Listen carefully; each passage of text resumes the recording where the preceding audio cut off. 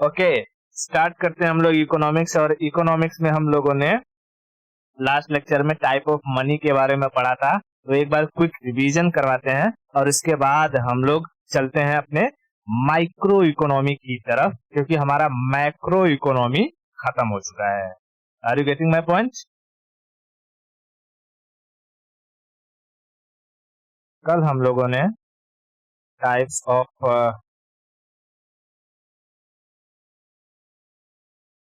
Of money पढ़ा था। हमने देखा था जो है कुल 6 तरीके के टाइप्स मनी के बारे में देखा था। जैसे कौन कौन सी मनी थी, बता सकती है? Paper money, plastic money, metallic, cheap,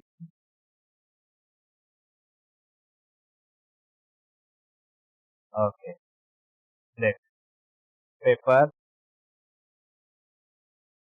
plastic,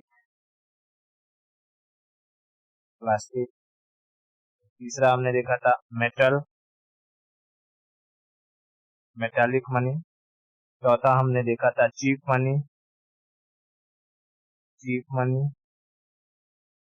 पांचवा हमने देखा था जो कि कॉस्टली मनी, और छठवां हमने देखा था हॉट मनी। हॉट मनी के अंदर हमने एक कंसेप्ट पढ़ा था, SDR, स्पेशल ड्रॉइंग राइट। इस स्पेशल ड्रॉइंग राइट के तहत कुल 5 मुद्राओं को यानी 5 मनी को इंक्लूड किया गया था, जिसमें से क्या क्या था? डॉलर था, ठीक है, उसके बाद ब्रिटेन का पाउंड था, फिर उसके बाद यूरो था, यूरोप का यूरो था, फिर उसके बाद क्या था? फिर उसके बाद हमने देखा था चाइना का युआन था या रेनमिनबी, और जापान का येन था। 1 2 3 4 5, ये 5 मनी को हम किस कैटेगरी में रखते थे? SDR, special drawing right category में। और इन्हीं SDR वाले मनी को कहा जाता है पेपरी गोल्ड, ठीक है, पेपरी गोल्ड। तो कहेगा कि क्या रुपया को पेपरी गोल्ड कहा जाता है?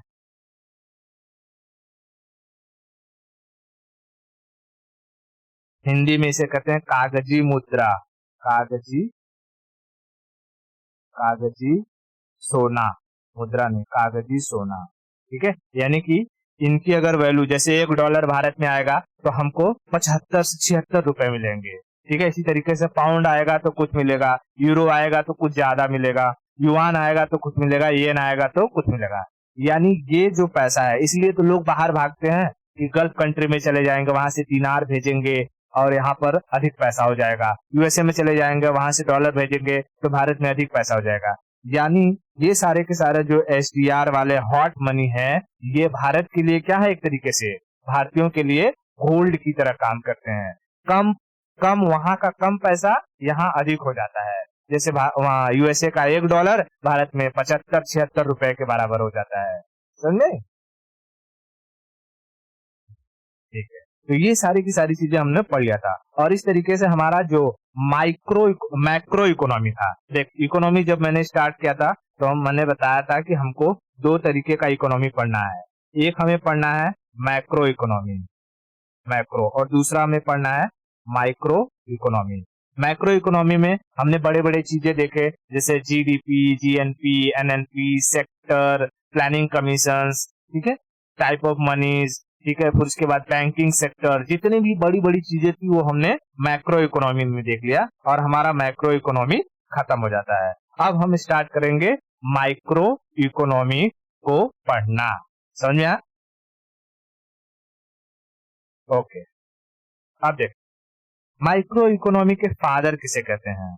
तो मैं यहां लिखता हूं micro economy. Micro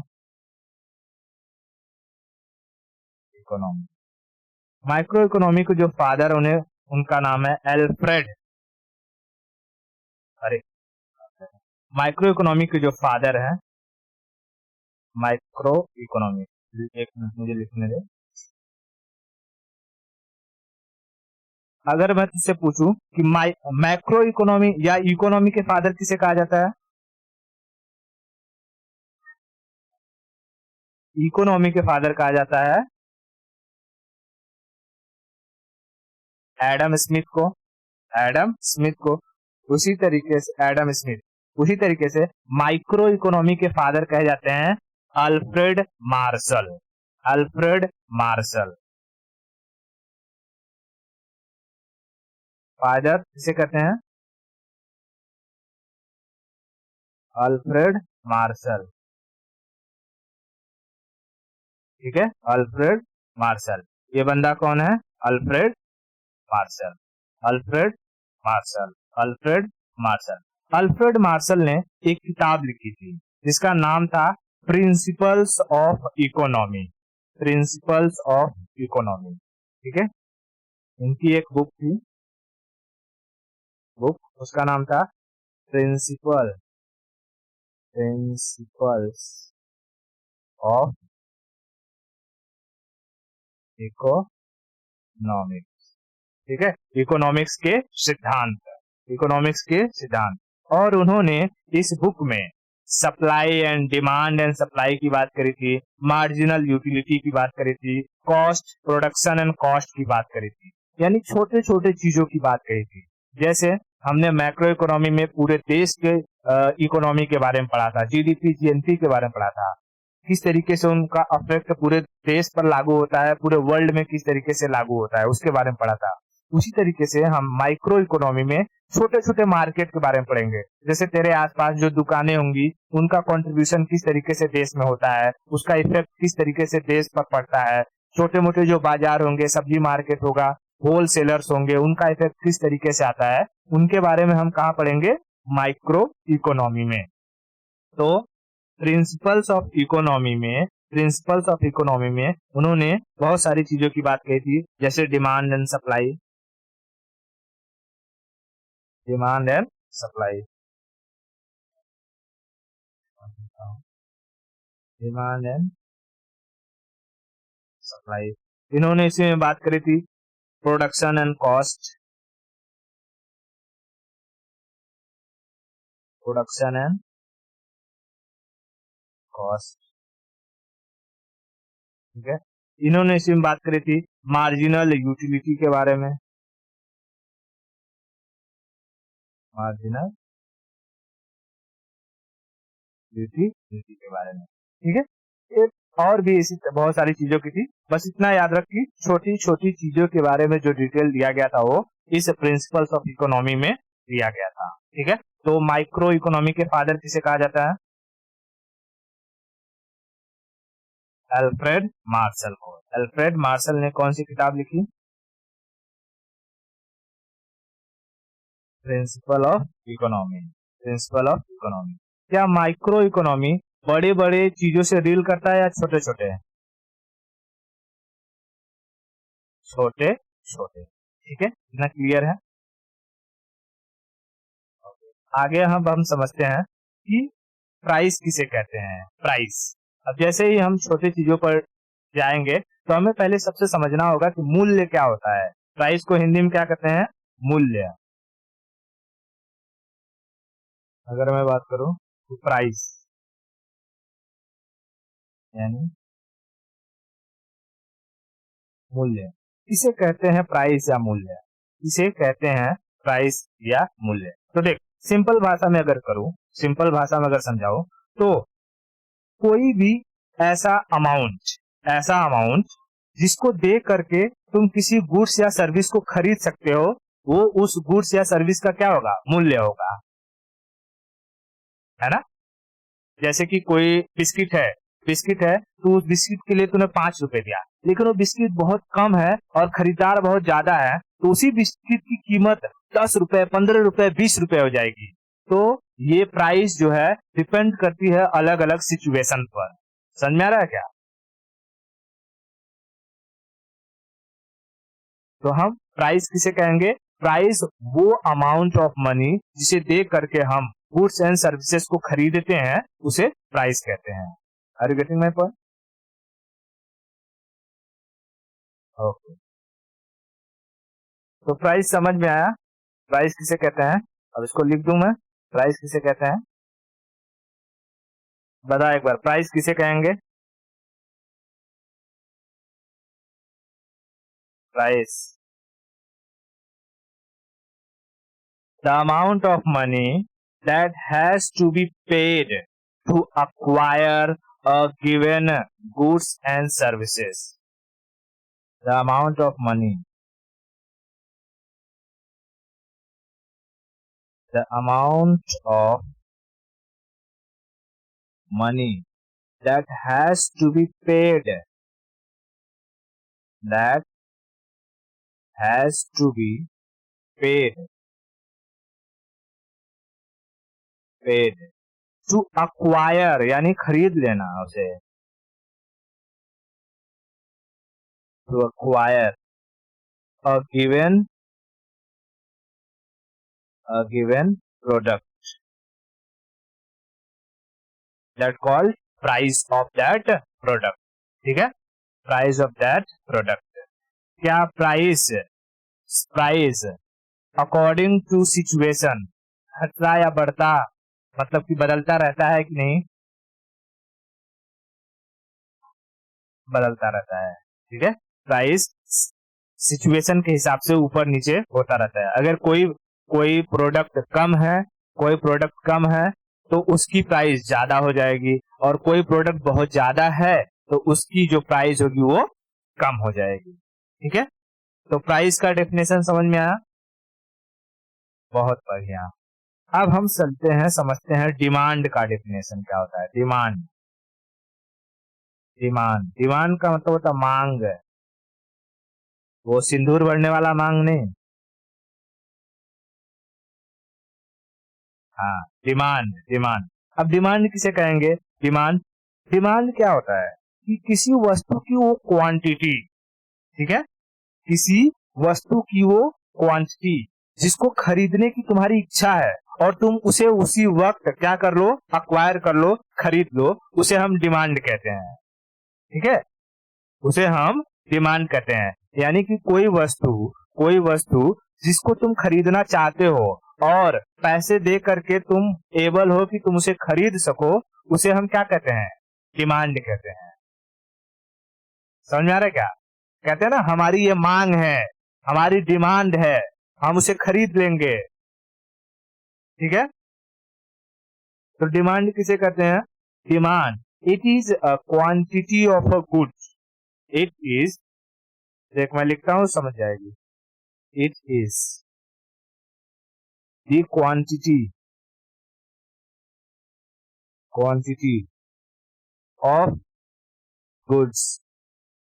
It is the quantity of goods that consumers are willing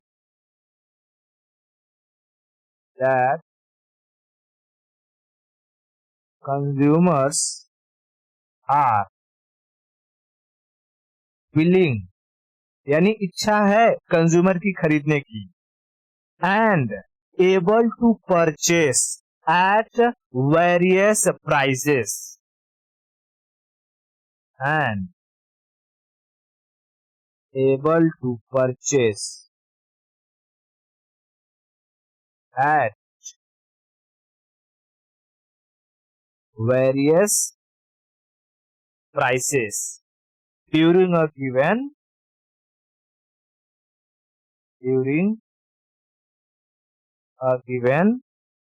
time period that called demand। समझ में आया? डिमांड किसे कहते हैं, बात समझ में आई? ओके, देख फिर से समझ। प्राइस किसे कहते हैं?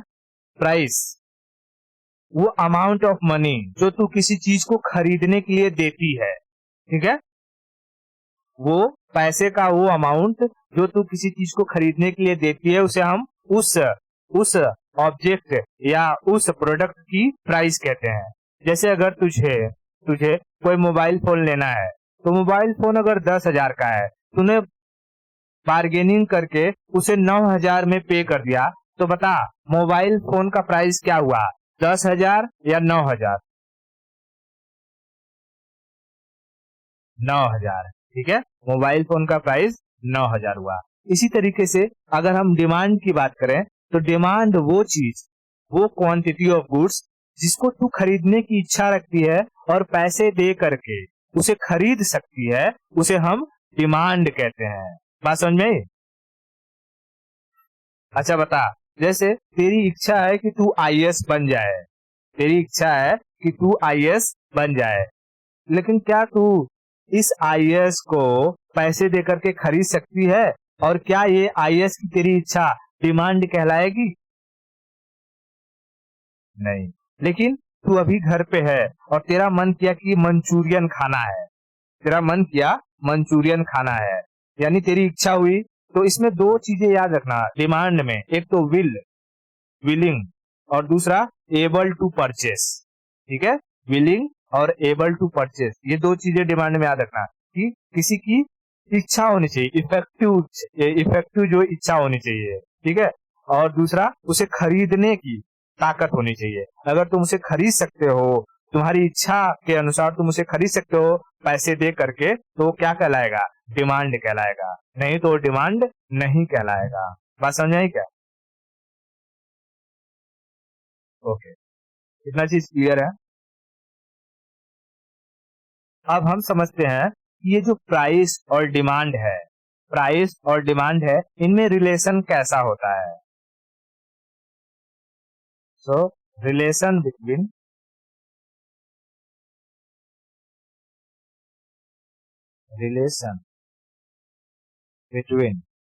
Price and demand. अब देख, जैसे मैं एग्जांपल से समझाता हूं कि मान ले कि यहाँ 10 समोसे हैं, 10 समोसे का 5 समोसा मैं ले लेता हूँ। ठीक है, 5 समोसा है, क्या है? 5 समोसा है, और ये उसका है बेचने वाला। ठीक है, बेचने वाला है। अब यहाँ पर उसे खरीदने के लिए अभी 5 लोग हैं। ठीक है, 5 लोग हैं, और एक समोसे की प्राइस है 5 रुपए। ठीक है, एक समोसे की प्राइस 5 रुपए है, तो पांचों ने एक एक समोसा खरीद लिया। कितने कितने रुपए में? 5-5 रुपए में, 5-5 रुपए में।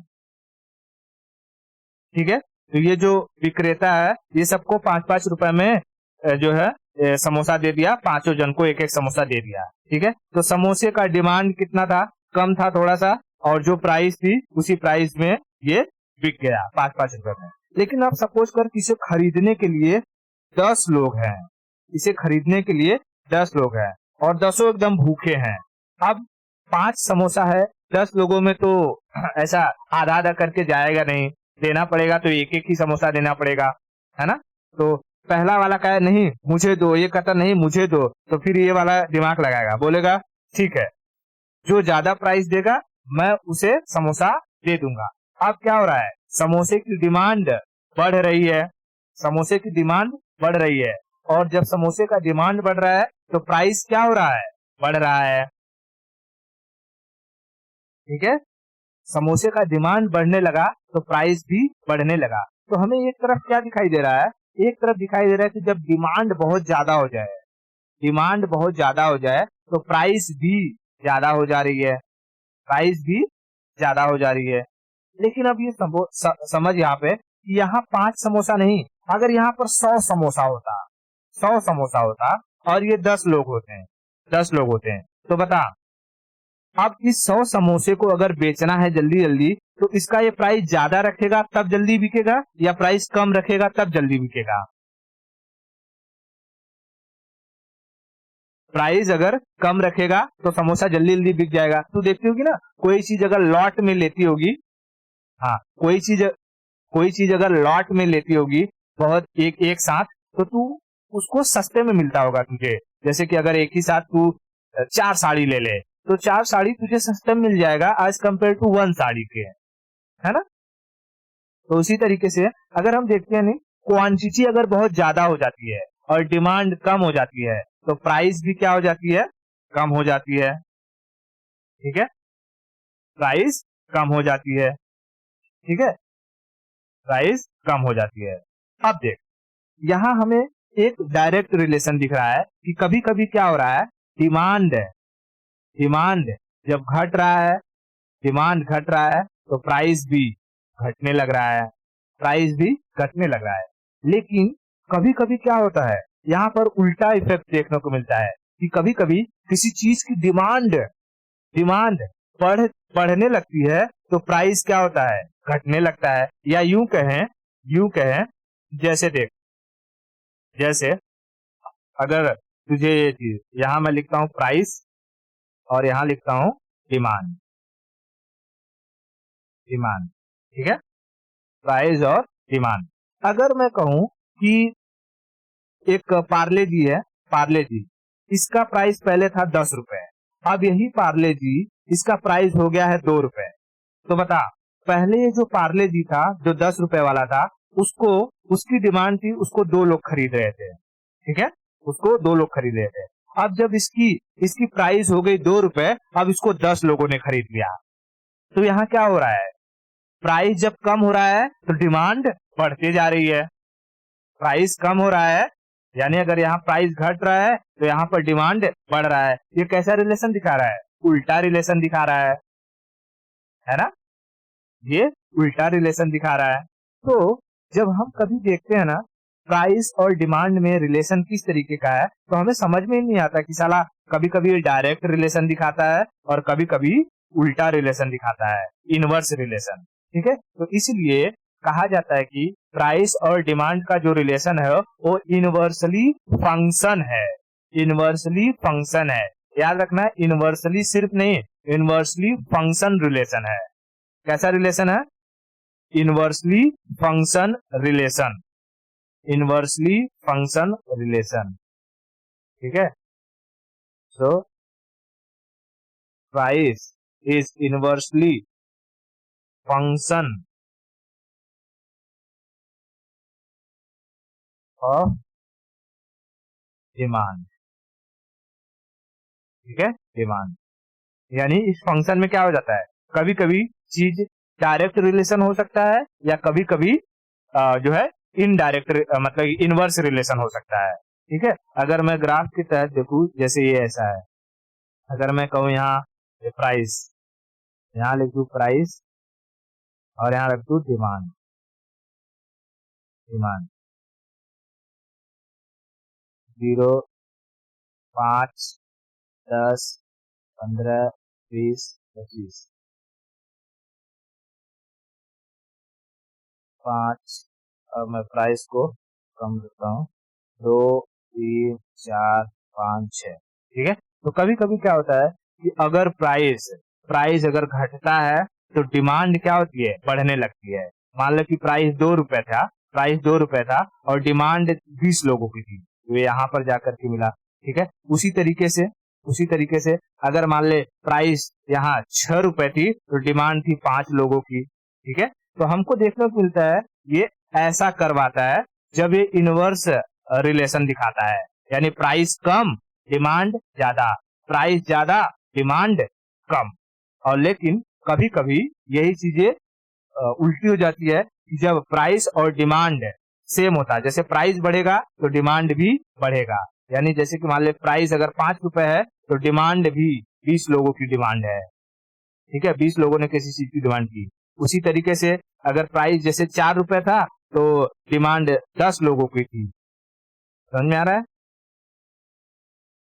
हाँ, तो ये क्या दिखाता है, कभी कभी डायरेक्ट रिलेशन दिखाता है। तो इसमें ग्राफ अगर तू देखेगी तो तुझे ग्राफ कुछ इस तरीके से देखने को मिलेगा, एक तो ऐसे आएगा और एक ऐसे जाएगा। समझ में आ रहा है, ऐसा ग्राफ। ठीक है, तो ये जो दिखा रहा है ये किसका दिखा रहा है, लाल वाला दिखा रहा है इनवर्स रिलेशन का,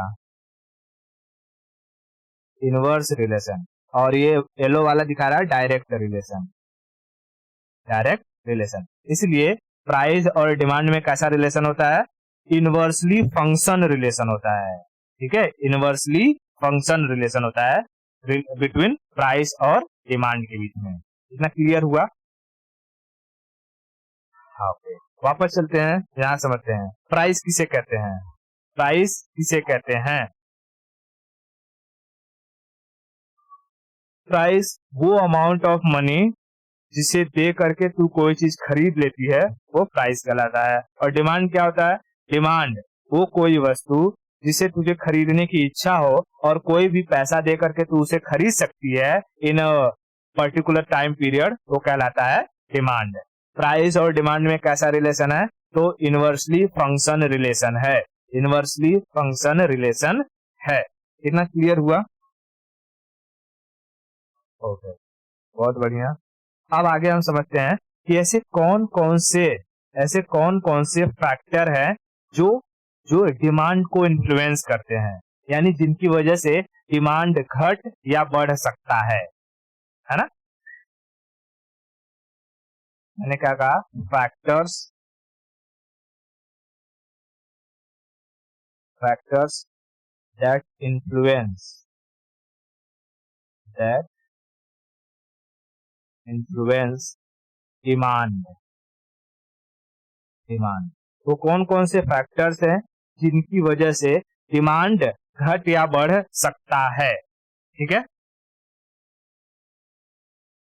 अब देख, पहली चीज देख, अगर तुझे कोई चीज खरीदने की इच्छा है, ठीक है, तुझे कोई चीज खरीदने की इच्छा है, तो तू जाके, जैसे समोसा खाने का एक मन कर रहा है, तू जाके समोसा खा लेगी कि नहीं खा लेगी? खा लेगी। इसी तरीके से बहुत सारे लोगों की जब इच्छा हुई समोसा खाने की, तो बहुत सारे लोग उस समोसा को खा लेंगे और समोसा की बिक्री धकाधक हो जाएगी, डिमांड धकाधक बढ़ जाएगी। यानी डिमांड को घटा, और उसी तरीके से अगर इच्छा कम हो गया तो कोई नहीं खाएगा, समोसा की डिमांड घट जाएगी। तो अगर हम कहें कि इच्छा जो होती है, इफेक्टिव विल, प्रभावी इच्छा एक फैक्टर हो सकता है जो डिमांड को घटा या बढ़ा सकता है। तो इफेक्टिव विल, ठीक है, इफेक्टिव विल, पहला फैक्टर क्या होगा? Effective will. दूसरा चीज हो जाता है सीजन, सीजन। जैसे अभी आने वाला है बारिश का मौसम, है ना, बारिश का मौसम, और बारिश का मौसम में थोड़ा सा माहौल ठंडा ठंडा हो जाता है, तो लोगों को गरम गरम चीजें खाने का मन करता है। लाओ मुर्गा, लाओ मटन, लाओ लाओ जो कि चाय लाओ, कॉफी लाओ, लाओ पकौड़ी लाओ, है कि नहीं? तो सीजन भी किसी चीज के डिमांड में घटने या बढ़ने में हेल्प करती है कि नहीं करती है? करती है। तीसरा चीज हो सकता है फैशन, फैशन, फैशन। अभी कोई मार्केट में नया डिजाइन का लहंगा आ जाए तो लड़कियां टूट पड़ेंगी लेने के लिए, है ना? नया डिजाइन का कोई साड़ी आ जाए तो औरतें टूट पड़ेंगी लेने के लिए, या नया डिजाइन का पैंट आ जाए, जीन्स आ जाए, तो लड़के जो कि टूट पड़ेंगे लेने के लिए। तो यानी फैशन भी क्या होता है? डिमांड को घटाने या बढ़ाने का काम कर सकता है। जैसे पुराने जमाने में तू देखती होगी बेल बॉटम चलता रहता होगा, ऐसा लड़कों के पैंट ऐसा रहता था, ऊपर से एकदम पतला और नीचे से एकदम फैला हुआ कोन के आकार का, बेल बॉटम जिसे कहते थे। तो पहले बेल बॉटम का जमाना था, अमिताभ बच्चन वगैरह जो पहनते थे। तो क्या आज भी ये बेल बॉटम का जमाना है? आज कोई इसे खरीदेगा? अब इसे महिलाएं पहनती हैं, जिसको प्लाजो कहा जाता है। ठीक है, तो फैशन भी क्या होता है? फैशन भी डिमांड को ऊपर नीचे करने का काम करता है। चौथी चीज होती है इनकम। चौथी चीज क्या होती है? इनकम। अगर तुम्हारा इनकम अच्छा खासा है, पैसा है, तो तुम्हारा जो मन करेगा तुम खा लोगे। लेकिन जेब में है पैसा नहीं, खाने का मन कर रहा है पंचमेल, तो खा पाओगे?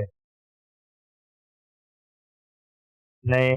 ठीक है, तब रास्ते से जा रहे होगे, उधर चाइनीज बुला रहा होगा, आओ एक प्लेट खा लो, कहोगे पैसा नहीं है क्या खाएं, तुम मार के निकल जाओ। ठीक है, तो इनकम भी क्या होता है? डिमांड को इन्फ्लुएंस करने में एक फैक्टर होता है।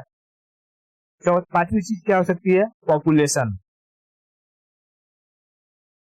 पॉपुलेशन यानी किसी जगह की अगर पॉपुलेशन कम या ज्यादा है तो उसके हिसाब से किसी भी वस्तु का डिमांड कम या ज्यादा हो सकता है कि नहीं हो सकता है?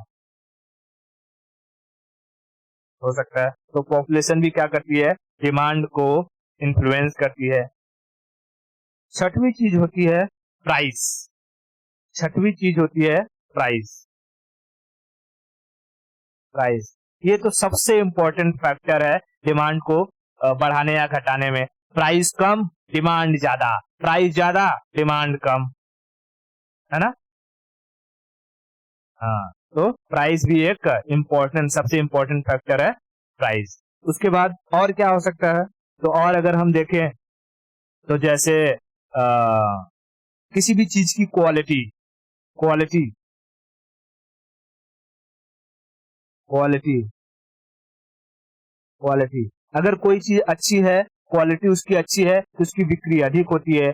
किसी चीज की क्वालिटी खराब है तो उसकी बिक्री कम होती है। तो क्वालिटी भी डिमांड को इन्फ्लुएंस करती है। ठीक है। उसी तरीके से अगर हम देखते हैं तो एडवर्टाइजमेंट एडवर्टाइजमेंट भी किसी भी वस्तु के डिमांड को बढ़ाने या घटाने में हेल्प करते हैं। एडवर्टाइजमेंट, है ना, कि अगर 4 बार तुम दिन में देखते रहो कि इसे लगाइए और एक हफ्ते में बैल से जो कि घोड़ा बन जाएंगे, इसे लगाइए, इसे खाइए, एक हफ्ते में गधा से घोड़ा बन जाएंगे, है ना। तो अलग अलग चीजें देता रहता है कि ये प्रोटीन खाओ जो कि अर्नोल्ड बन जाओ, और ये क्रीम लगाओ सोनपरी बन जाओ। तो एडवर्टाइजमेंट देखते देखते 10 बार जब वही एडवर्टाइजमेंट आंखों के सामने चलेगा तो एक आध बार मन कर ही देगा ले लेता हूँ उसको, है ना। तो एडवर्टाइजमेंट भी क्या होता है? डिमांड को इन्फ्लुएंस करता है। और क्या हो सकता है? तो और अगर हम देखें तो फेस्टिवल्स फेस्टिवल्स के टाइम में भी चीजों का डिमांड घटता बढ़ता है। जैसे होली के समय में अगर हम बात करें तो रंगों का, ठीक है, होली के समय में रंगों का। फिर ये जो फेस्टिवल चलता है ये फरवरी के महीने में जो फेस्टिवल चलता है, 14 फरवरी से लेकर के पता नहीं एक हफ्ते का फेस्टिवल, उसमें अलग अलग चीजों का, कभी 14 फरवरी को गुलाब के फूल का, तो चॉकलेट का, तो टेडी का, है ना। अलग अलग चीजों का डिमांड बढ़ जाता है कि नहीं बढ़ जाता है? बिल्कुल बढ़ जाता है। तो भाई फेस्टिवल भी किसी भी चीज की डिमांड को बढ़ाने घटाने में एक फैक्टर हो सकता है। इतना क्लियर हुआ? हाँ, तो ये मोटा मोटी जो चीजें मैंने बताया कि ऐसे कौन कौन से फैक्टर हो सकते हैं जो इसके अफेक्ट कर सकते हैं, डिमांड को इन्फ्लुएंस कर सकते हैं। ऐसे और भी कुछ भी दिमाग में आएगा तो तू लिख सकती है इसमें। ठीक है, इतना क्लियर हुआ क्या? ओके, बहुत बढ़िया। अब हम लोग समझते हैं कि कितने टाइप के डिमांड होते हैं, टाइप ऑफ डिमांड्स, है ना। डिमांड कितने टाइप के होते हैं, types of demand.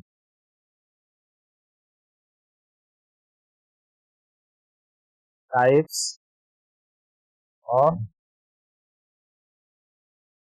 Demand. Demand के कितने प्रकार होते हैं? डिमांड के कितने प्रकार होते हैं? ठीक है। अब देख, डिमांड कई तरीके के होते हैं, जिसमें पहले मैं लिख देता हूं फिर समझाता हूं। ठीक है। एक होता है डिराइव्ड डिमांड। Derived demand. दूसरा होता है ज्वाइंट डिमांड। ज्वाइंट डिमांड अभी हिंदी में ही बता दूंगा इसका क्या क्या है। तीसरा होता है कॉम्पिटेटिव डिमांड। कॉम्पिटेटिव डिमांड, ठीक है, कॉम्पिटेटिव डिमांड। इतना समझ में आया? तो ये तीन चीजों के बारे में समझते हैं कि डिमांड डिमांड ये तीनों डिमांड कैसे कैसे होते हैं और किस तरीके से काम करते हैं। देख, डिराइव्ड डिमांड को हम लोग कहते हैं, डिराइव्ड डिमांड को हम लोग कहते हैं व्युत्पन्न मांग। उत्पन्न मांग। ज्वाइंट को कहते हैं संयुक्त मांग। संयुक्त मांग, व्युत्पन्न मांग और संयुक्त मांग। और कॉम्पिटिटिव को हम कहते हैं प्रतिच्छेद मांग। प्रतिच्छेद मांग, प्रतिच्छेद मांग। अब समझो कि ये इन सब का मतलब क्या होता है, कैसे ये काम करते हैं। जैसे अगर मैं बात करूं डिराइव्ड की, डिराइव्ड, तो डिराइव्ड मांग कैसे उत्पन्न होता है? ये किसी दूसरे की वजह से, जैसे तुमने कोई एक सामान खरीदा, उसकी वजह से तुम्हें दूसरा सामान खरीदना पड़ जाए, उसे कहते हैं डिराइव्ड डिमांड। डिराइव्ड डिमांड, जैसे जब तू फोन लेने जाती है तो फोन लेने के साथ ही तू क्या क्या चीजें खरीदती है? उसका कवर खरीद लेती है, उसका कवर खरीद लेती है, उस पर टेम्पर्ड ग्लास लगवा लेती है कि नहीं? यानी तेरे फोन के साथ और किस किस चीजों की बिक्री हो गई? उसके बैक कवर की और उसके टेम्पर्ड ग्लास की। अगर फोन खत्म हो जाएंगे तो ये बैक कवर और टेम्पर्ड ग्लास का बिजनेस खत्म हो जाएगा कि नहीं खत्म हो जाएगा? हो जाएगा। तो डिराइव्ड डिमांड किसे कहेंगे? ऐसा डिमांड जो जो किसी दूसरे प्रोडक्ट की वजह से जनरेट होता है ना? Demand generated due to other products, products, ठीक है। और इसमें जो मांग आती है, इसमें जो डिमांड होती है, वो डिमांड किसी प्रोडक्ट को बेहतर बनाने के लिए होती है ना? किसी प्रोडक्ट को बेहतर बनाने के लिए होती है। जैसे तू मोबाइल लेगी, मोबाइल को बैक कवर लगाएगी, उस पर टेम्पर्ड ग्लास लगाएगी, तो बैक कवर तेरे स्क्रैचेस से बचाएगा कि कहीं पीछे साइड में उसका गिरे तो टूट फूट ना जाए। टेम्पर्ड ग्लास तेरे स्क्रीन को प्रोटेक्ट करेगा, है कि नहीं? तो जो डिराइव डिमांड होती है, ये प्रोडक्ट को बेहतर बनाती है।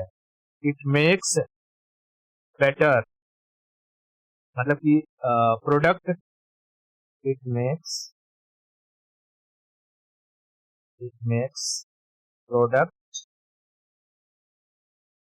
बेटर, ठीक है। ये प्रोडक्ट को क्या करती है? बेहतर बनाती है। इसमें एग्जांपल में क्या याद लिख सकती है? जैसे मोबाइल, अगर मोबाइल लिया तो मोबाइल के साथ तुझे और क्या क्या लेना पड़ जाता है? कवर और स्क्रीन गार्ड, कवर और स्क्रीन गार्ड, ठीक है, स्क्रीन गार्ड। उसी तरीके से अगर मैं बात करूं, जैसे तुझे अगर पेंसिल, पेंसिल का प्रोडक्शन करना है, पेंसिल, तो पेंसिल बनाने के लिए तुझे क्या क्या चीजों की जरूरत पड़ती है? जैसे एक तो पहले लकड़ी, वुड, वुड। दूसरा तुझे ग्रेफाइट, जो उसके अंदर काला का रहता है, ग्रेफाइट। उसके बाद उसको लाल पीला हरा नीला करने के लिए कलर, कलर। और फिर पेंसिल से लिखेगी तो उसे मिटाने के लिए रबर, है ना? तो एक पेंसिल के जरिए तुझे अलग अलग इतने चीजों की जरूरत पड़ेगी। जैसे लकड़ी का बिजनेस हो सकता है, फिर ग्रेफाइट का बिजनेस स्टार्ट हो सकता है, कलर का बिजनेस हो सकता है, और रबर का बिजनेस हो जाएगा। अगर पेंसिल खत्म तो ये सारी की सारी बिजनेस खत्म, इसमें पेंसिल से रिलेटेड, है कि नहीं? तो डिराइव्ड डिमांड क्या होता है, समझ में आया? ओके, अब हम चलते हैं ज्वाइंट डिमांड की तरफ। ज्वाइंट डिमांड है ऐसा डिमांड जो नेसेसरी होता है, एकदम जरूरी है एक दूसरे के लिए, ठीक है। Joint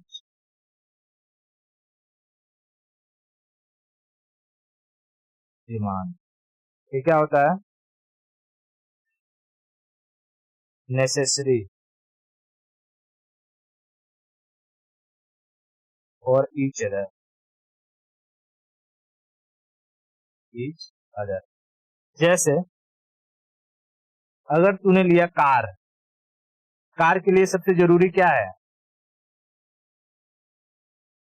petrol, petrol. या डीजल,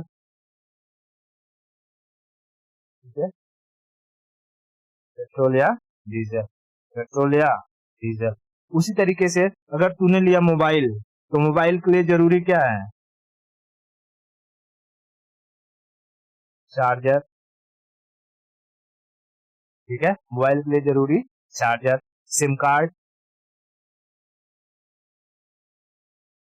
है ना, चार्जर और सिम कार्ड। तो ये समझ में आ रहा है ज्वाइंट डिमांड किसे कहते हैं?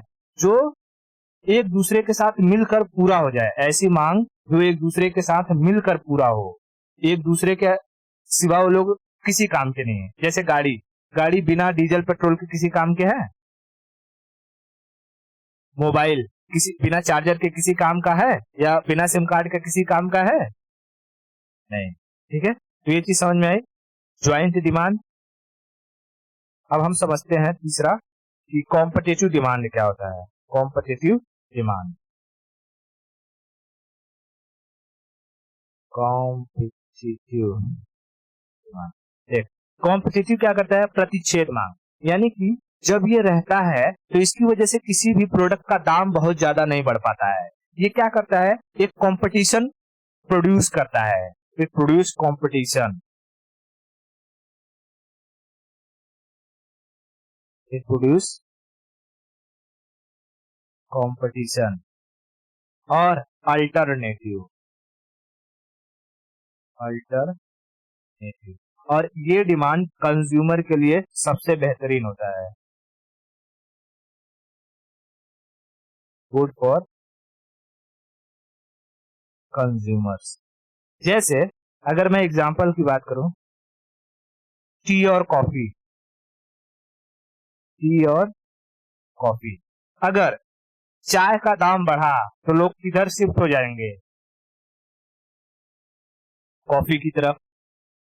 हट, दारू, पागल कह रहे दारू पे शिफ्ट हो जाएंगे?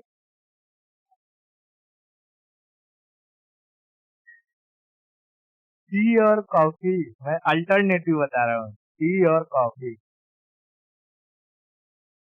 टी और कॉफी, दारू की आती है इससे, या कॉफी का दाम बढ़ा तो लोग किस तरफ शिफ्ट हो जाएंगे? चाय की तरफ।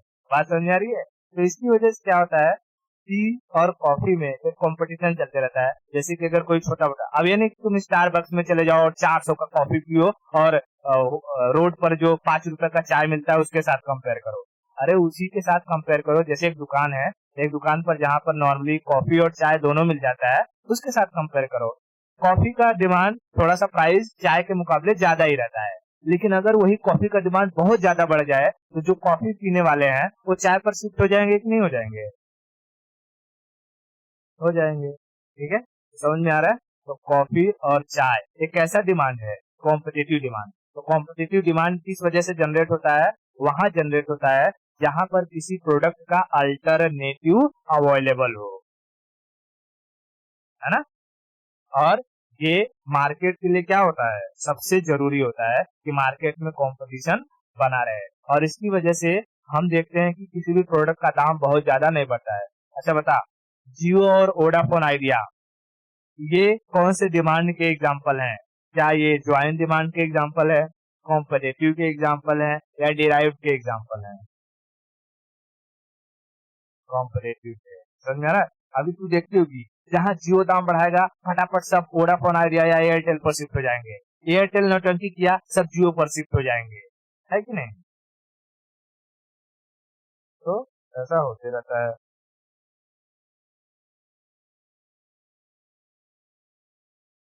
ठीक है, ठीक है। तो मैं यहाँ लिख दूं जियो, वोडाफोन आइडिया या वोडाफोन, ये सारी की सारी चीजें समझ में आ गई। डिमांड समझ में आ गया, डिमांड को अफेक्ट करने वाले फैक्टर समझ में आ गए, प्राइस और डिमांड का डेफिनेशन समझ में आ गया, और प्राइस और डिमांड में रिलेशन समझ में आ गया, ठीक है। आज के लिए इतना रखते हैं, आगे की स्टोरी हम लोग नेक्स्ट लेक्चर में देखेंगे। ओके।